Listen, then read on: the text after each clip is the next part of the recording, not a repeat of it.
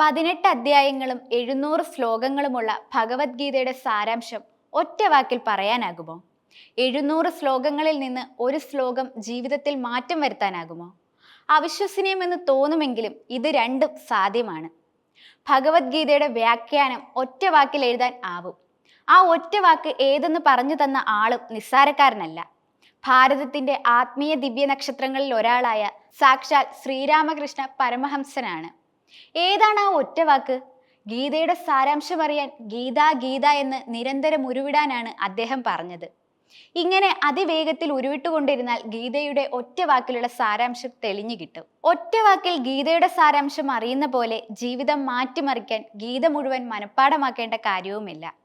അതിനും ഒരു ശ്ലോകം മതി.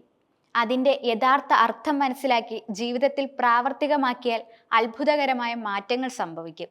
അത് ഭഗവത്ഗീതയിലെ 6-ാം അധ്യായമായ ധ്യാനയോഗത്തിലെ 5-ാം ശ്ലോകമാണ്.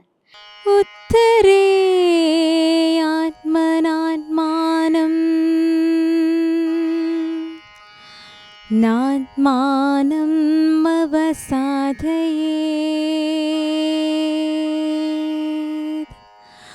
ആത്മൈവ ഹ്യാത്മനോ ബന്ധോ ആത്മൈവ രിപുരാത്മനഃ.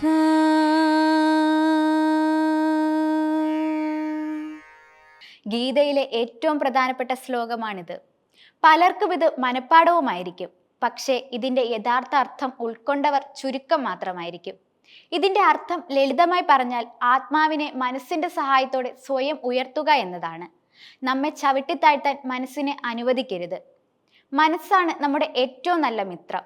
മനസ്സ് തന്നെയാണ് നമ്മുടെ ഏറ്റവും വലിയ ശത്രുവും. മനസ്സിനെ നമ്മുടെ കൂട്ടുകാരനായും ശത്രുവായും ശ്ലോകത്തിൽ അവതരിപ്പിക്കുന്നുണ്ട്. നമ്മിൽ നിന്ന് വേർപെട്ടു നിൽക്കുന്ന ഒന്നായിട്ടാണ് കൃഷ്ണനും മനസ്സിനെ വിവരിക്കുന്നത്. മനസ്സിനെ അറിയാനുള്ള ഏറ്റവും എളുപ്പമാർഗം അതിനെ മറ്റൊരാളായി കാണുക എന്നതാണ്. മനസ്സെന്ന വ്യക്തി ചിലപ്പോൾ നമ്മുടെ നല്ല കൂട്ടുകാരനായിരിക്കാം. പക്ഷെ കൂടുതൽ പേർക്കും ആ വ്യക്തി അതിക്രൂരമായ ആളാണ്.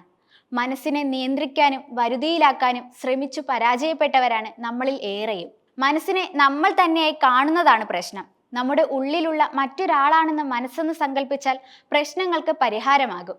മനസ്സ്, അതായത് മറ്റേതോ ഒരാൾ നമ്മുടെ ഉള്ളിലിരുന്നു കൊണ്ട് അയാൾക്ക് തനിക്ക് സുഖവും സന്തോഷവും തരുന്ന കാര്യങ്ങൾ ചെയ്യാൻ നമ്മോട് ആവശ്യപ്പെടുന്നു. ഒന്നും എതിർത്തു പറയാതെ നമ്മൾ അത് അനുസരിക്കുകയാണ്.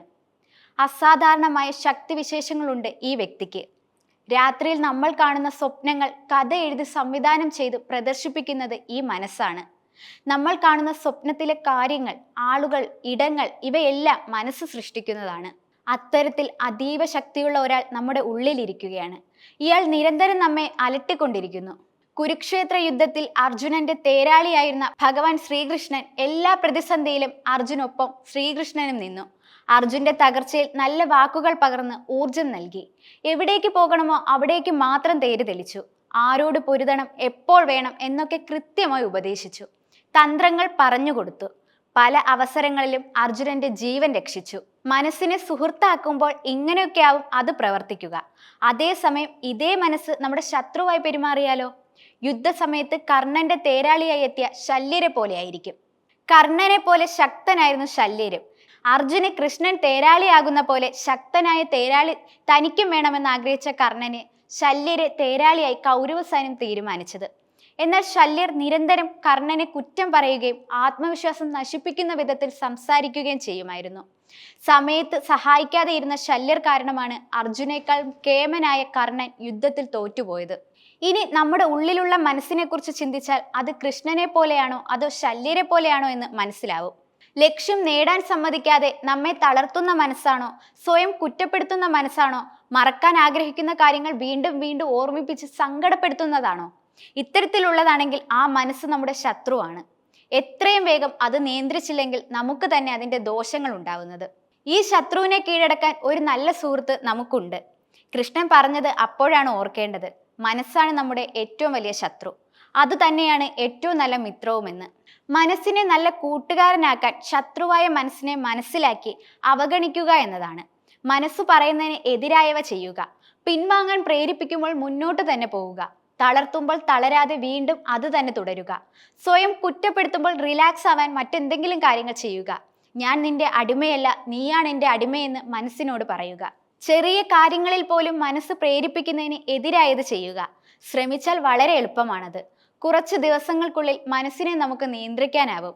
അലാവുദ്ദീനെയും അത്ഭുത വിളക്കിലെയും ഭൂതത്തെ പോലെ നമ്മുടെ മനസ്സിനെ സങ്കല്പിച്ചാൽ മതി. നമ്മളെക്കാളും 10 മടങ്ങ് ശക്തി അതിനുണ്ട്. എന്നാലും നമ്മൾ നൽകുന്ന നിർദ്ദേശങ്ങൾ മാത്രമേ ഭൂതം പാലിക്കൂ. ഇതാണ് ഭഗവത്ഗീതയിലെ പ്രധാനപ്പെട്ട ശ്ലോകത്തിന്റെ അർത്ഥം. ഇനി ശ്രീരാമകൃഷ്ണ പരമഹംസന്റെ ഭഗവത്ഗീതയിലെ ഒറ്റ വാക്കിലെ വ്യാഖ്യാനം എന്താണെന്ന് നോക്കാം.